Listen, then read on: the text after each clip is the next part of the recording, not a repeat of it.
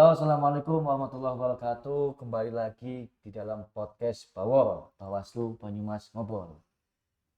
Kita di sini kedatangan pemateri yang sangat indah dan menawan di dalam edisi di mana spesial ngabuburit pengawasan. Mungkin langsung saja, pematerinya ini sangat gagah pada kali ini. Ada namanya Bang Riki Ginantoro. Assalamualaikum warahmatullahi wabarakatuh. Salam warahmatullahi wabarakatuh. Abang Riki, izin Bang, saya panggil Abang ya. Iya, Agar kita biar dekat. lebih mudah juga. Makanya kan tak kenal maka tak sayang. Oke. Coba apa namanya, Ila mau tanya Bang. Bang Riki itu kegiatan aktivitasnya apa Bang? Iya. Sebelum kita masuk ke dalam inti materi. Betul. Terima kasih Mas Ilham. Yang pertama, Assalamualaikum warahmatullahi wabarakatuh. Sahabat Bawaslu, salam awas. Nah, kembali berjumpa di forum Bawor nih. Bawaslu Banyumas Ngobrol. Perkenalkan, saya Riki Giantoro. Saya pernah menjadi pengawas pemilu tingkat kecamatan, yaitu di Kecamatan Kedung Banteng. Kebetulan alhamdulillah dikasih amanah di periode 2019 dan 2024 gitu. Nah, untuk saat ini setelah selesai tahapan pemilu di 2024, saya juga diberi amanah untuk jadi ketua Dewan Pengawas BUMDesma LKD, jadi Lembaga Keuangan Desa, dulu ex PNPM Mandiri. Ketika tahun 2014 itu dibubarkan ya, jadi berganti nama, berganti struktur menjadi BUMDesma, yang masing-masing kecamatan itu ada gitu. Kebetulan saat ini saya di BUMDesma Sino Mandiri di Kecamatan Kedung Banteng. Iya, gitu. Itu kebetulan salah satu kesibukan atau mungkin mencari kesibukan gitu. Nah, selain itu malah di organisasi. Nah, kalau boleh tahu organisasinya apa Bang Riki Ginantoro? Ya, untuk organisasi kepemudaan saat ini alhamdulillah saya diamanai di PDPM ya, Pimpinan Daerah Pemuda Muhammadiyah Banyumas. Saya diberi amanah di Bendahara Umum. Ya, selain itu juga karena saya kebetulan memang keluarga TNI Polri ya. Jadi saya kebetulan dari bapak itu Polri, kakek saya TNI, saya juga gabung di FKPPI, Forum Komunikasi TNI Polri ya. Gitu. Nah, itu tadi sahabat Bawaslu sudah mengetahui ya bahwasannya pemateri kali ini sangat gagah sekali. Bukan hanya keluarganya saja, tetapi Bang Riki juga. Nah, karena kebetulan hari ini kita spesial ngabuburit dalam pengawasan. Nah, Mas Riki juga tadi, Bang Riki ya, saya panggil Bang aja Bang ya. Boleh. Bang Riki adik juga boleh, itu biar tambah muda. Jangan dong. Beliau pernah aktif juga sebagai Panwascam di Kedung Banteng gitu. Nah, kalau kita bicara gini Bang, Panwascam berarti kan pengawas nih Bang. Nah, itu kan yang dekat betul di ranah masyarakat, terutama di Kecamatan Kedung Banteng gitu. Nah, ini karena agak serius jadi saya maju. Iya, siap Bang. Itu memang kalau kita bicara mengenai pengawasan ya Bang, Abang kan pasti mengenal betul lah pola-pola masyarakat ya kan Bang, apalagi para kandidat-kandidat yang ingin mencalon gitu Bang. Nah, kalau kita bicara hari ini terkait dengan kepemimpinan ya Bang, itu kan ada namanya pemimpin dan penguasa gitu Bang. Terlebih-lebih kalau kita bicara hal tersebut sesuai di Al-Baqarah ayat 130 itu kan ini ja'ilun fil ardi khalifah, Allah itu menciptakan manusia untuk menjadi pemimpin, penguasa. Nah, menurut daripada Bang Riki ini, penguasa itu apa dan pemimpin itu apa? Agar sahabat-sahabat bawah ini paham betul. Ya, betul. Kalau tadi karena dikutipnya itu menarik gitu ya. Langsung bukanya pakai dalil karena ini nuansa Ramadan. Ya, tentunya seorang pemimpin dan penguasa ya berbeda ya gitu. Dari habitnya, dari kebiasaannya, dari tabiatnya gitu ya. Orang yang memiliki kekuasaan belum tentu dia bisa menjadi seorang pemimpin yang baik gitu kan. Itulah, jadi sudah dibuka karena konteksnya adalah khalifah fil ard gitu ya. Jadi seorang pemimpin itu tentunya yang bisa mengayomi, yang bisa melayani, serve gitu ya. Jadi sebenarnya seorang pemimpin itu adalah seorang pelayan gitu ya. Lain halnya dengan penguasa yang dia memang sama-sama mungkin jabatannya sama Oke. ketika dia diniatkan akan Diniatkan. inama amaluna binniat. Jadi masih pakai dalil lagi Siap, gitu. siap, siap. Gitu. Nah, itu akhirnya Islami Mas ya. gitu lah. Jadi akhirnya tentu tujuannya akan berbeda walaupun di posisi yang sama. Gitu Mas Ilham. Nah, biasanya kalau dalam konteks tadi Mas ya, Abang, sorry ini saya agak grogi karena pematanya sangat luar biasa. Bukan Ramadan juga gitu kan. Jadi sahabat Bawaslu dimanapun berada, ketika menonton podcast ini jangan sambil makan mie ya.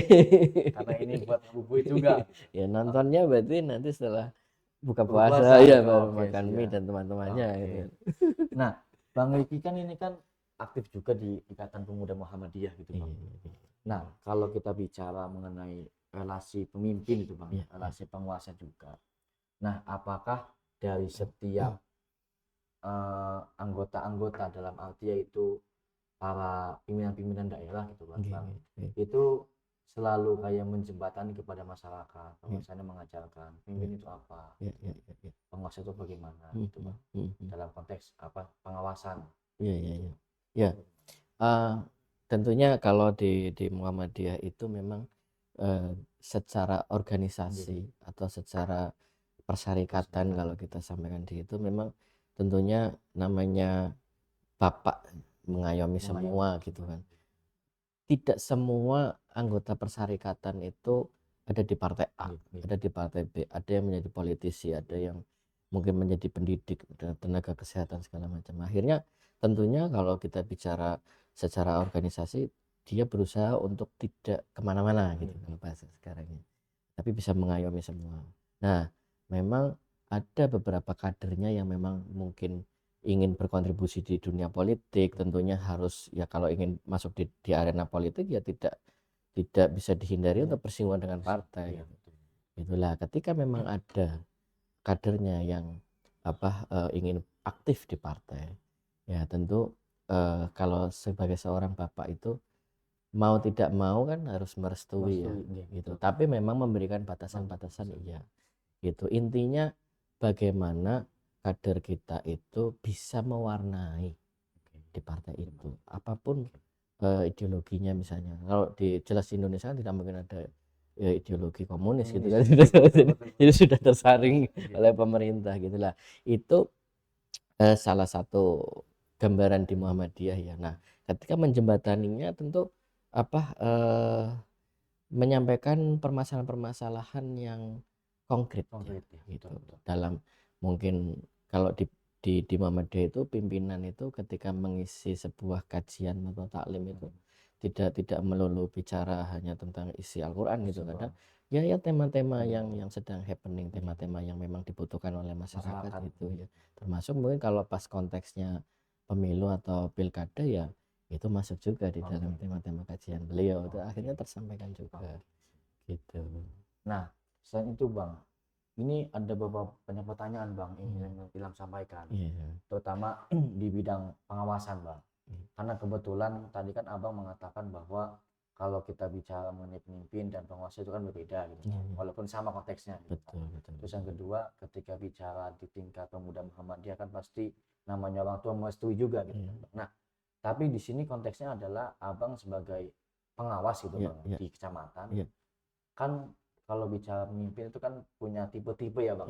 Selain kayak Nabi kan Siddiq, Amanah, itu kalau dalam konteks pemilihan pilkada itu Bang ataupun pilgub pemilihan ya Bang, itu soal money politik itu bagaimana Bang menurut Abang? Apakah indikator tersebut menjadi suatu poin penting juga untuk menjadi pemimpin atau enggak? Ini Abang, sudah mulai panas ini. Langsung masuk gigi 3 gigi 4 itu ya. Gitu lah. Memang betul. Kalau kita bicara based on experience berarti ya, berdasarkan pengalaman kita itu di dunia pengawasan, memang semakin posisinya itu semakin di bawah, kalau di Bawaslu itu ya, itu akan semakin bersinggungan gitu dengan masyarakat gitu kan. Ya pengawas kecamatan dibandingkan dengan Bawaslu di kabupaten tentu berbeda ya. Pengawas kecamatan mungkin akan lebih sering bersinggungan. Nah, terus yang di desa juga sama, pengawas desa semakin sering lagi. Maka di situ problematikanya semakin kompleks di situ. Nah, kembali ke pengawasan selama kemarin ya. Iya. Itu memang betul Mas, money politik itu jelas. Sebenarnya money politik itu kalau menurut saya ya, itu bukan hanya merusak fair play-nya saja gitu. Tapi saya malah lebih berpikir itu money politik itu merusak mindset gitu.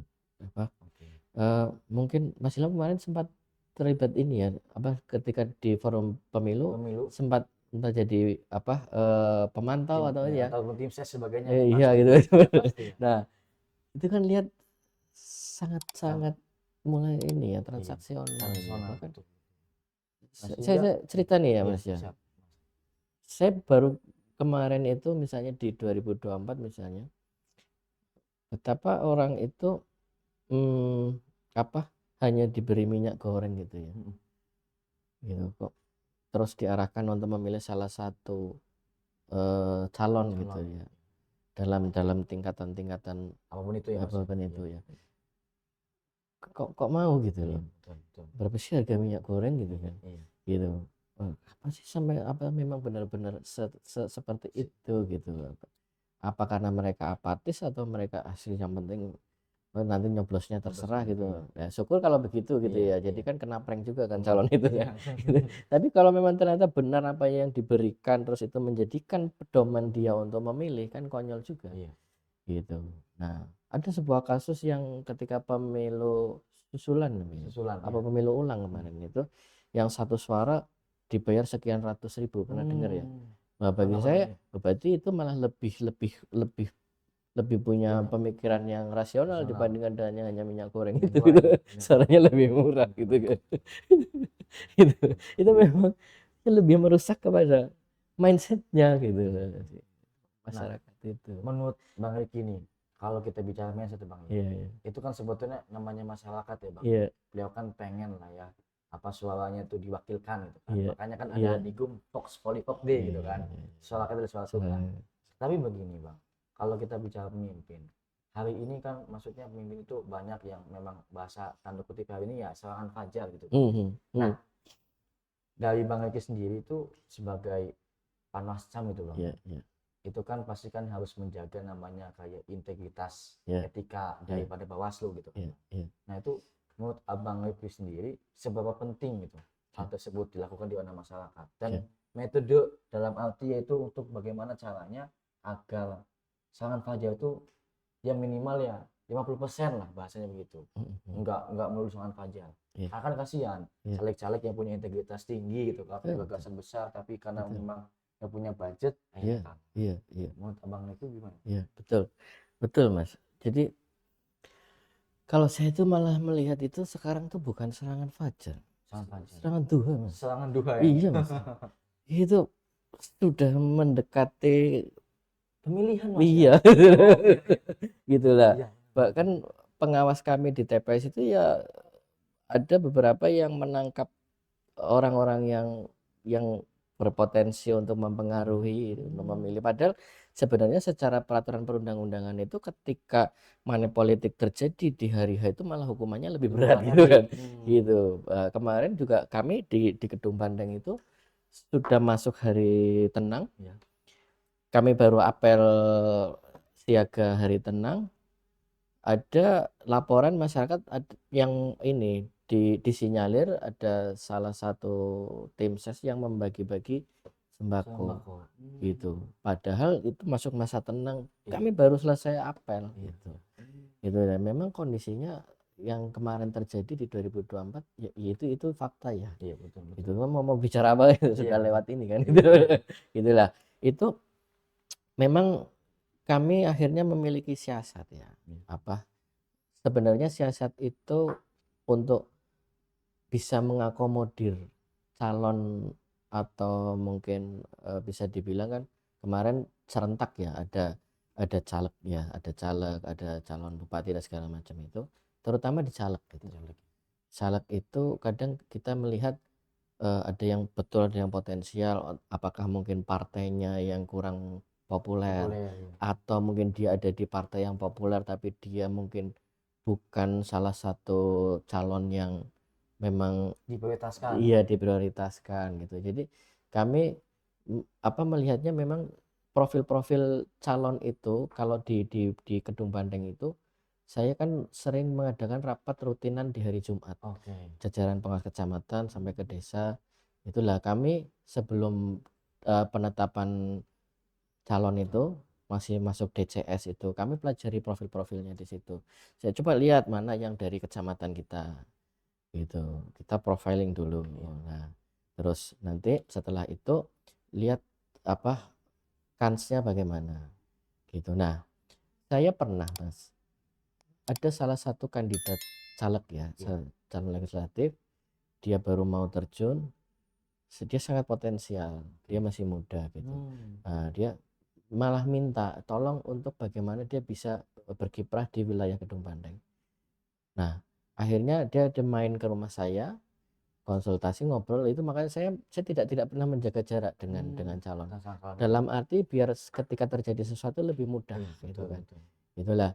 Akhirnya saya sampaikan, Mas, jenengan mau, karena kan Kedung Banteng kecamatan itu luas areanya. Jenengan kira-kira mau menggarap di desa mana saja. Gitulah. Sudah disampaikan desa ABCD. Nah, kemudian saya pertemukan dengan warga di situ. Ini calon silakan nanti beliau mau nyalon di dapil sini, monggo digali. Seberapa potensi beliau kira-kira ketika beliau menjabat itu nantinya apa yang bisa dilakukan, kontribusi apa yang bisa dilakukan untuk masyarakat di situ. Gitulah.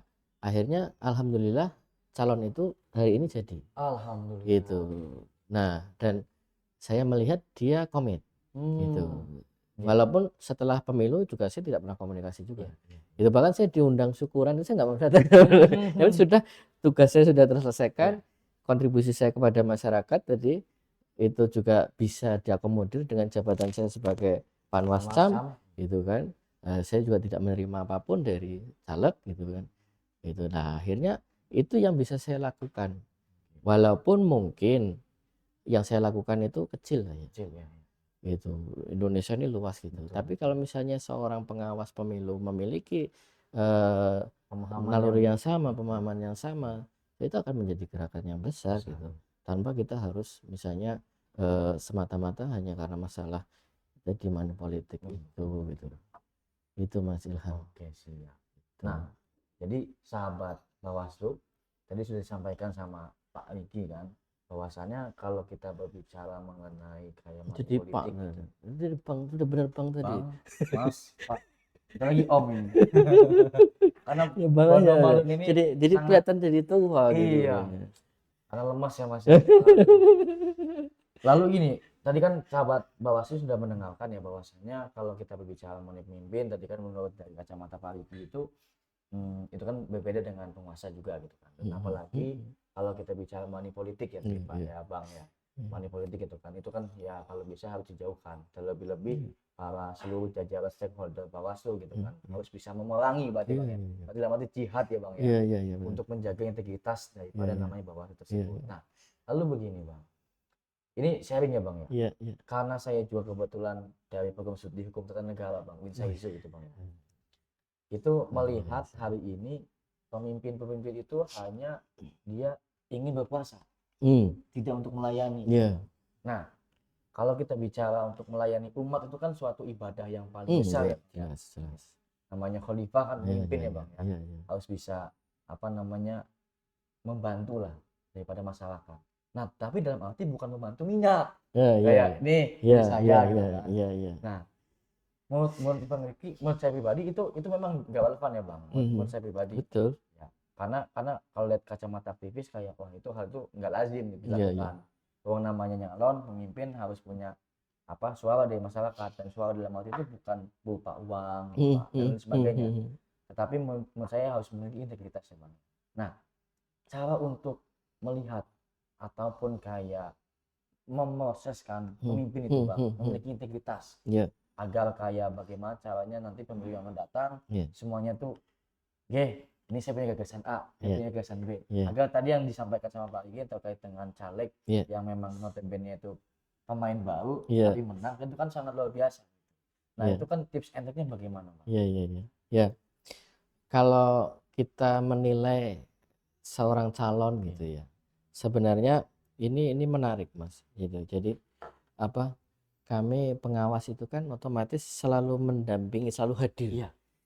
ketika si calon itu turun ke wilayah dapilnya gitu ya, dalam konteks dia kampanye gitu kan, entah itu kampanye tatap muka atau sampai dengan kampanye terbuka gitu.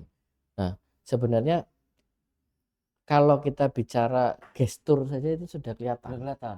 kalau bagi Iya, kami iya, ya iya. gitu, karena kan kami melihat berkali-kali gitu kan dengan itu. Nah, terus gestur ketika mereka turun dari kendaraan, ketika menyapa massa, ketika mereka memandang itu juga kelihatan gitu. Terus belum kita bicara masalah visi nih, Visi ya, kita betul. baru bicara kemasan Kemasan, ini ya.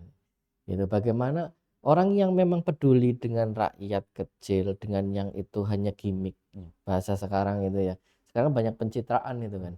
Nah, itu kadang juga mengelabui juga gitu, tapi kelihatan nyaman atau tidaknya dia melakukan gimmick itu kan terlihat gitu. Itu baru bicara kemasan. Kemasan. Nah, itu setelah kita melihat itu, tentunya kita sekarang era digital, saya sendiri juga, kami di pengawas juga melakukan ini nih. Jadi kita memang melihat rekam jejak. Kita sekarang sudah mudah sekali lah. Semakin orang itu populer, semakin dia memiliki jam terbang, itu Iya. otomatis di dalam dunia digital itu rekam jejaknya semakin terlihat Oke. di situ. Oke. Itulah.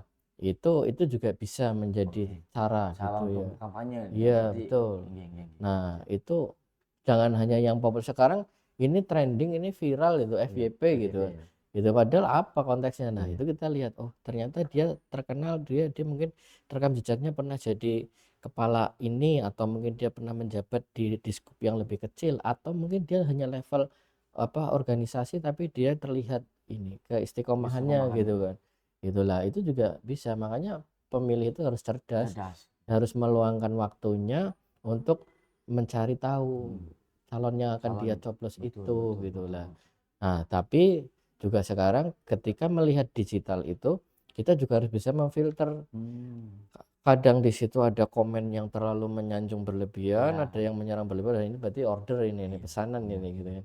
Gitulah. Tapi setidaknya langkah-langkah itu kita lakukan, Meskipun. meskipun kita, siapa yang tahu sih isi hati gitu Iya, kan ya. iya, iya. Tapi setidaknya itu jadi deteksi dini lah gitu, bahwa sebenarnya kita butuh yang seperti itu. Jadi cara mudahnya adalah seorang pemimpin itu akan membuat calon rakyatnya lah ya, yang kelak akan dipimpinnya itu mudah dalam menerima permasalahan gitu, tidak membuat rumit kembali gitu ya. Betul, betul. Kan ada yang bahasanya tinggi gitu kan, Iya, iya. visi misinya tinggi, gimana kita cernanya gitu kan. Masyarakat itu kan kadang yang pencernaannya terganggu juga susah sih kalau untuk mencerna gitu. Benar. Kami pun di mahasiswa pun agak begitu. Ini Kamusnya berbeda. kok ini kok ngomongnya tinggi banget ya, misalnya ngomongnya sama petani, tapi kalau terlalu rumit ya susah juga gitu. Makanya kita memang mencari figur yang dia membuat permasalahan sulit itu akan menjadi mudah untuk dicerna, bukan yang sebaliknya gitu. Ya, itu kalau hanya tips ya gitu. Kembali lagi bahwa kita akan tahu bahwa dia memang benar-benar figur yang masuk kategori tadi Sidik, Amanat, Tabligh, Fatonah itu setelah dia menjabat gitu. Nah, ini mungkin menjadi benak saya pribadi terakhir ke Bang Riki, pertanyaan-pertanyaan. Yaitu gini Bang, kalau kita bicara pemimpin ya Bang, kita kan pengennya ya ulil amri ini tawadu lah terhadap masyarakat itu. Benar-benar dia kerja-kerja konkret kepada masyarakat untuk mengabdi. Nah, Tapi gini Bang, kalau kita bicara lagi soal pemimpin ya Bang, karena Hmm. memang pemimpin ini nggak ada habisnya Bang ya. Oh iya, iya. Kalau kita bicara pemimpin ya Iya, Bang iya, ya. sepanjang di situ masih ada masyarakat tentu harus ada pemimpin kan. Betul, betul. Orang kita misalnya safar aja kan, berapa orang safar harus menunjuk pemimpin Iya, kan, benar. pemimpin rombongan Iya, gitu kan. iya, benar. Itu berarti selama masih ada manusia di situ tentu pemimpin itu Tetap akan aja semakin iya. pemimpin. Itu. Nah, ini Bang, kalau tadi kan kita udah bersinggung soal money politik ya Bang, Iya. terus juga tipologi pemimpin gitu Bang. Nah, menurut kamu sendiri gitu kan, kalau kita bicara soal apa demokrasi ya, indeks demokrasi Indonesia ya, kalau melihat namanya demokrasi kan dia kan bebas berpendapat satu lain sebagainya Iya, gitu. iya, iya. Terus yang kedua adalah dia itu ya jurdil, jurdil adil gitu. Iya, iya. Nah, dalam konteks di sini adalah Bawaslu sebagai pengawas ya, Bang. Dari kacamata Bang sendiri selaku Panwascam gitu Bang. Nah, itu melihat iklim demokrasi ketika banyak caleg-caleg ataupun para pemangku ya Pak, yang mencalonkan itu serangan juga Itulah. aja itu kencang gitu kan. Itu sangat berpengaruh nggak Bang di ranah demokrasi Indonesia, Oh iya. terutama di tingkat Iya, daerah iya, ataupun iya, iya, nasional. iya, iya, iya, iya. Tentu kondisi yang seperti itu kalau kita bicara di lingkungan lokal dulu Iya, ya. iya. Ketika memilih pemimpin dengan cara-cara yang seperti itu, tentu akhirnya akan di kemudian hari ya akan menimbulkan kekecewaan kepada si pemilih itu sendiri, gitu kan? Karena oh ternyata ini musang berbulu domba ini kan gitu, gitulah. Tapi kan tidak langsung gitu kan. Lambat laun dia akan tahu. Nah, tinggal dia mau menerima fakta itu atau tidak si pemilih itu. Nah, ketika kita bicara di lingkungan lokal, tentunya nanti di pemilu berikutnya masyarakat itu akan semakin apatis ya. Ngapain sih nyoblos Iya, yang dipilih begitu-begitu iya, lagi iya. gitu kan. Nah, terus apa yang kita melihat berarti ketika seorang penguasa berarti Penguasa, tadi ya iya, maksudnya penguasa. ya. Ketika dia itu tabiatnya ini penguasa ini otomatis dia tidak akan menggunakan birokrasi yang ada, tabrak aja gitu kan. Otomatis Iya, itu ya pokoknya ini yang penting saya relasi kuasa ini gini dan segala macam itu akan muncul di situ. Gitulah.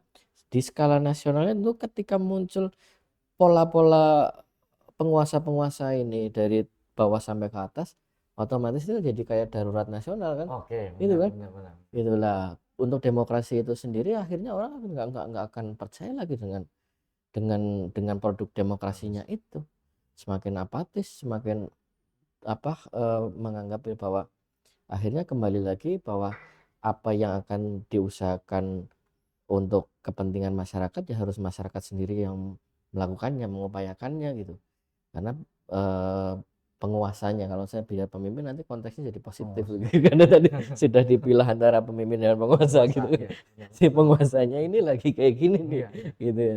Akhirnya kan mereka karena oh aku harus berjuang untuk saya sendiri akhirnya sudah apatis itu Otomatis. gitu dan akhirnya demokrasi ini semakin tidak menemukan jati dirinya itu nah, padahal demokrasi itu kan Betul. proses panjang tidak hanya dari satu pemilu Iya, saja iya. gitulah memang jantungnya ada di pengawasan Pengawasan. betul. Kita sudah mengalami berbagai macam dinamika itu gitulah yang akhirnya demokrasi dianggapnya hanya proses sah legal pergantian Pemimpin itu ya. pemimpin itu dalam konteks yang begitu Iya. saja akhirnya itu akhirnya apa yang kita Jadi kayak nggak ada inti dan poinnya Bang ya. nah iya betul hanya berganti seolah-olah orang kayak lagi eksperimen Iya, aku lagi kepengen nih yang model pemilunya yang kayak gini iya, nih iya. gitu nah udah bikin kumpulin apa pengesahan undang-undangnya gitu kan udah bikin aturan Iya, begini baru-baru. iya berarti kan butuh kepastian Kepastian. hukum kan dan penguatan Penguatan. gitu bukan malah pengawasnya yang apa semakin diawasi Iya, benar, benar, gitu benar. regulasinya berubah-ubah ya akan semakin lemah Lemah. mas ya dengan dihukum tata negara coba undang-undang pemilu itu yang tahun 2017 saja 717 kita belum bicara yang sudah diperbarui ya nggak semua orang itu paham isi 717 itu mas baik itu masyarakat umum maupun penyelenggara pemilu itu sendiri jadi gimana mas Nah, itu menjadi catatan Mas. iya Kalau kita bicara mengenai demokrasi Mas, ini mungkin lagi gantian. Hmm. Kalau kita bicara demokrasi Mas, memang Hmm. memang wah sangat bahasanya itu sangat empuk gitu Mas. Hmm. Karena memang sana sini sikut sana sini kena juga gitu kan. Iya. Baik itu dari tingkat pengawasannya dan Hmm. sebagainya. Hmm. Kalau lihat undang-undang tersebut ya Mas ya, itu memang krusial demokrasi itu Indonesia itu sangat sangat diperuntukkan Iya. kepada masyarakat umum. Iya. Nah, terlebih-lebih masyarakat umum hari ini beliau juga kan butuh namanya pembimbing juga. Iya. Iya. Nah, bagi saya pribadi Mas, Hmm. kalau bagi saya pribadi Ya, Mas ini dalam negara, suara Gen Z ya. oke, Iya. itu Kan itu katanya Gen Z itu pemilik suara terbanyak katanya itu. benar-benar Gitu. Nah, ini suaranya nih didengar ini. Nah, mau saya pribadi Mas ya, kalau konteksnya pengawasan Mas ya, bahwa pengawasan itu kan bukan hanya milik Bawaslu saja Mas, Betul. tetapi milik masyarakat juga. Yes, Nah, betul. hari ini apakah setiap masyarakat Hmm. yang memahami, oh itu salah, Hmm. oh itu benar, Hmm. berani nggak dia speak up, Ya. membicarakan itu Ya. benar atau enggak? Nah, tetapi kalau masyarakat hari ini, Hmm. kalau dia enggan ataupun tidak mau, tidak berani mengungkapkan hal tersebut, Hmm. ya percuma juga, Betul. ya kan? Karena indeks demokrasi itu ada di rakyat juga. Hmm. Tetapi kalau yang digencet terus pengawasnya, Bawaslunya ikut juga, Iya. ketika memang tidak ada stakeholder yang dari luar itu. Betul, betul. Nah, Berarti penyuluhan itu. iya. Nah, perlu diketahui bahwa pengawas pemilu atau di rumah besar Bawaslu itu kan yang secara permanen kan hanya sampai di tingkat kabupaten. Ya. Gitu. Kami di kecamatan itu setelah selesai pemilu kami sudah gitu kembali menjadi rakyat biasa lagi, tidak punya jabatan apapun. Gitulah. Akhirnya proses edukasinya itu saya nggak yakin gitu loh, Bawaslu yang di tingkat kabupaten bisa menjangkau sampai ke tingkat ini dengan yang sebegitu luasnya area di Banyumas. Kita bicara Banyumas aja gitu. Padahal banyak sekali pemilik suara yang tidak tersentuh. Mungkin dia gaptek, iya kan? Orang yang gaptek sama yang enggak lebih banyak yang mana? Yang gaptek. Iya kan? Gitulah. Akhirnya kan teman-teman Bawaslu di kabupaten dengan segala resource yang ada itu kan hanya bisa menjangkaunya mungkin ya dengan teknologi saja. Gitu. Nah, karena mereka tidak punya struktur yang ada di bawah ini. Gitu. Dalam katakanlah pemilu berikutnya di 2029. Dalam jangka waktu 2026 sekarang ke 2029, berapa banyak masyarakat yang bisa diedukasi kalau teman-teman di Bawaslu kabupaten? Sangat-sangat terbatas. Gitu. Memang betul yang paling penting adalah mengedukasi masyarakat. Kembali lagi bahwa Indonesia sudah pernah mengalami pemilu yang langsung, tidak langsung, apapun namanya itu kan. Gitu. Akhirnya mereka sudah merasakan oh kalau yang langsung begini, yang tidak langsung begini. Akhirnya harus bisa mengambil kesimpulan yang mana nanti rumusan itu sudah bukan lagi bicara terkait dengan kemasannya gitu, tapi isinya sudah gitu, bicara kualitas sudah. Gitu memang. Oh, betul. Makanya memang rumit juga Mas. Iya. Iya. Pengawasan itu memang sangat ketat. Iya. Nah, sekarang tadi apakah laporan tersentuh misalnya? Kadang masyarakat yang pengen speak up mereka juga nggak tahu mau kemana kan. Iya, betul. Loh, misalnya mereka mengira bahwa pengawas di tingkat kecamatan dan desa masih ada. Ketika bicara sama pengawas kecamatan, loh saya udah nggak jadi pengawas. Gitu. Kan akhirnya baru komunikasi lagi dengan Bawaslu kabupaten. Jenengan, Anda itu kalau mau bikin laporan, silakan datang ke Bawaslu kabupaten. Kalau yang dekat di sekitaran kantor mungkin mau. Oke. Ya, tapi kalau yang jauh di sana, gitu. Mungkin akhirnya itu yang membuat mereka enggan untuk speak up salah satunya. Di samping memang belum teredukasi, gitu. Kompleks memang masyarakat kita itu. Jadi benang merahnya Mas pada podcast kali ini Mas. Karena bentar lagi udah mau buka puasa. Makanya ini benang merahnya berarti gini Mas. Kalau kita bicara mengenai pertama pemimpin ya Mas. Terus yang kedua mengenai kayak apa? Proses legitimasi yang tadi serangan duha gitu. Terus lebih-lebih pengawasan ya Mas. Pada poin intinya berarti pengawasan itu milik bersama semua masyarakat. Betul. Bukan hanya milik dari stakeholder Bawaslu sendiri Mas. Iya. Nah makanya sahabat Bawaslu dimanapun berada, dalam kondisi apapun itu, ketika Hmm. ada suatu hal yang memang sistemnya itu mencederai Iya, demokrasi, iya, harus segera dilaporkan iya, bila perlu. betul. Kalau enggak ya diedukasi Mas ya. Iya, Tapi poinnya itu lagi, kembali lagi. Kalau kita bicara edukasi, itu mutlak milik siapa gitu kan Mas ya. iya, iya, Karena iya, menimbang Panwasam sudah tidak ada gitu iya, kan. iya, Tapi kan pasti ikhtiar demi kebaikan demokrasi teman-teman Panwasam pasti kan tetap ada Mas. iya, Walaupun memang betul. belum ada apa namanya ranah dalam arti struktural yang masih gitu kan. Enggak dibutuhkan hanya ketika pemilihan saja gitu Iya, kan. iya, iya. Tapi itu masih ada kan Mas ikhtiar hal tersebut. Oh jelas, jelas karena seorang yang pernah menjadi seorang pengawas mungkin sebenarnya sama Ya. di lembaga ad hoc lainnya juga sama. Masyarakat itu kan mungkin akan lebih mengenal siapa panwascamnya, siapa pengawas desanya dibandingkan siapa ketua Bawaslu Bawaslu. RI gitu kan. Oke, Gitu oke, kan. oke. Ya, mohon maaf ini Pak Ketua Bawaslu Siap, RI ya. aman. Gitu. Aman. Tapi begitu, walaupun tidak menjabat akhirnya kan menjadi seolah-olah menjadi sosok yang dianggap mengetahui. Mengetahui. Gitulah itu akhirnya jadi kembalinya ke tanggung jawab moral. Wah, Mas. betul. Gitu karena kita memang sebenarnya ini daruratnya darurat moral. Moral. Gitu. Nah, tapi ya itu seberapa sih kemampuan kami gitu untuk mengedukasi itu. Gitu kan kami mengetahui hanya ketika ada orang-orang yang mendekat saja. Yang tidak mendekat tapi sebenarnya perlu diedukasi kami tidak tahu. Gitu. Nah, itu memang apa bisa menjadi catatan gitu ya bahwa yang dibutuhkan saat ini kepastian. Pastian. Ya, berubah terus regulasinya. Teman-teman yang menjadi penyelenggara juga bayangkan Mas, sebelum tahapan pemilu baru dibentuk, kami butuh waktu untuk mempelajari regulasi yang terbaru kan. Tidak semua teman-teman itu mau dan mampu Betul. gitu. Ya lepas dari misalnya ini sudah lolos tesnya gitu.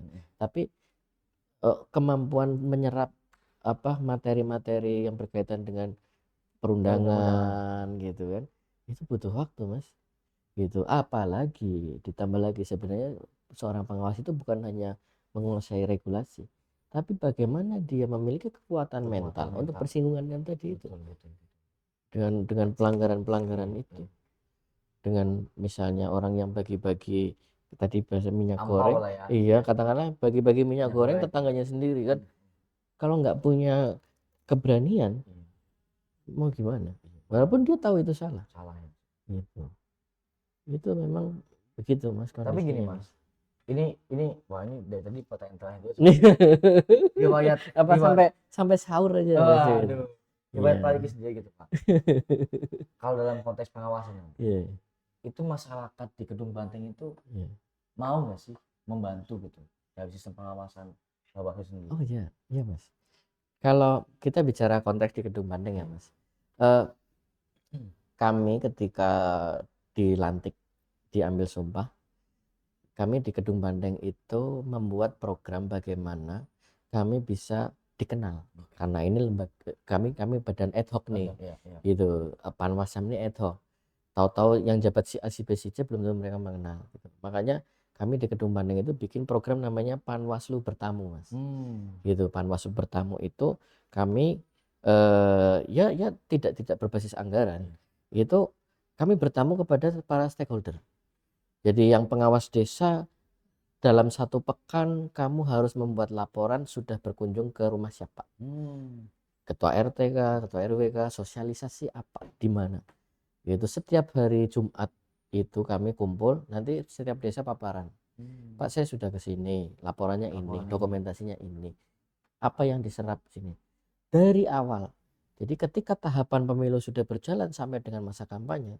kami sudah dikenal satu jadi peserta ataupun pemilik suara paham ketika ada masalah saya harus lari kemana gitu yang kedua ketika kita sudah mengenal stakeholder kita mengenal mungkin ada calon atau tim sukses di situ komunikasinya enak gitu nggak canggung ya Mas nggak canggung karena udah kenal duluan betul gitu itu memang salah satu program itu dan dari program itu akhirnya kami bisa menyerap apa yang sebenarnya masyarakat inginkan pemilih itu inginkan dan juga kontestan itu sendiri gitu.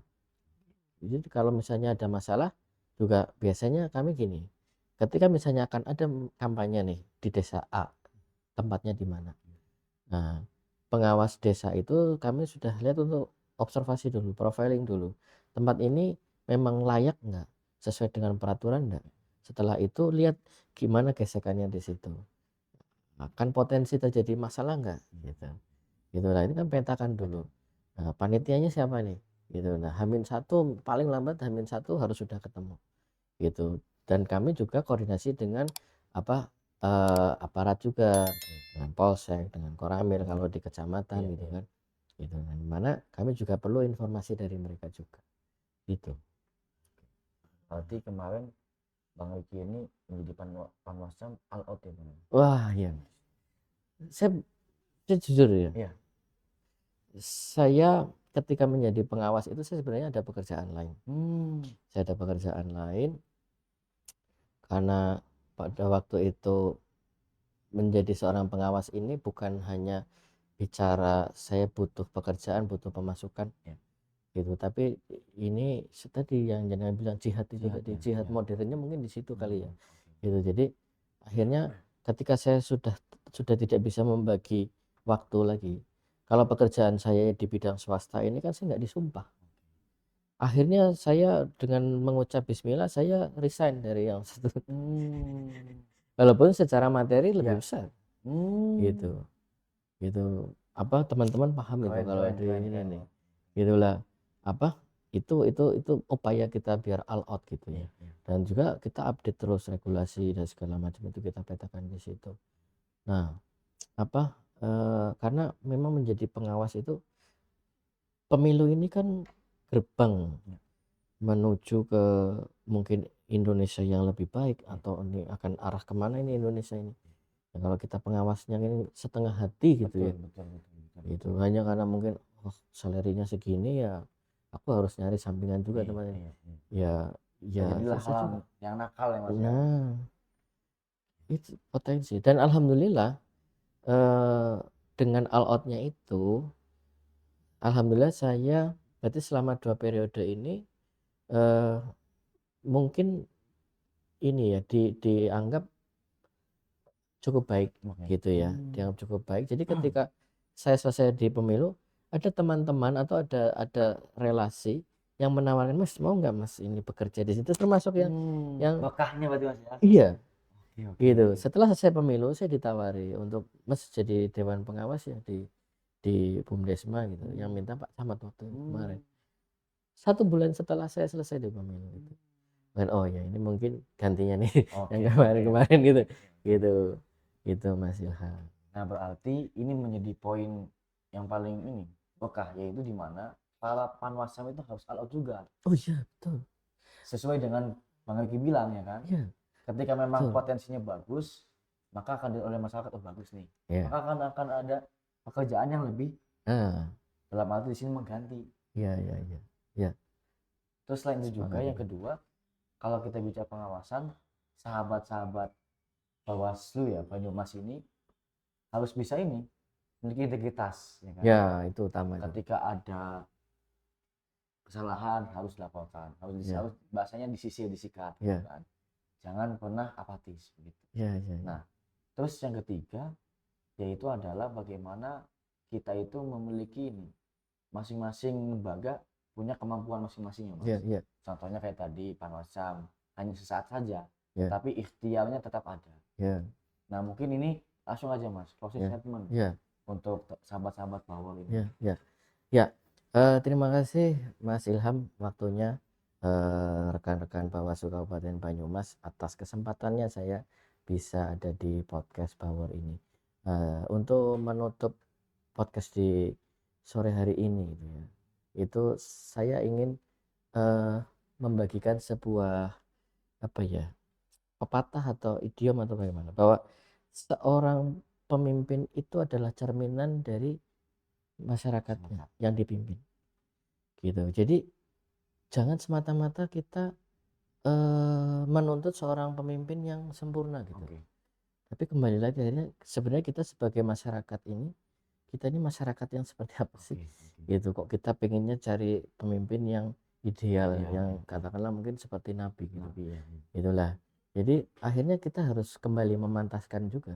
Jadi jangan keburu kita menyalahkan yang kita pilih ternyata kecewa gitu, salah gitu Iya. kan. Kita di musang berbulu domba Oke. gitu kan. Gitulah. Jadi kita kawanan domba katakanlah misalnya begitu.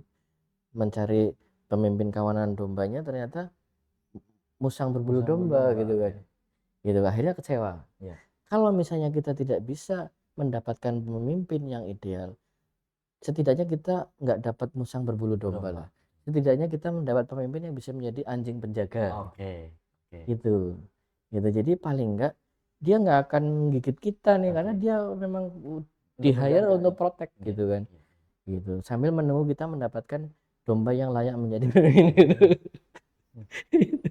Gitu. Oke, oke. Tapi kita bukan bicara tentang domba loh ya. Dombanya ya, betul, betul. Gitulah.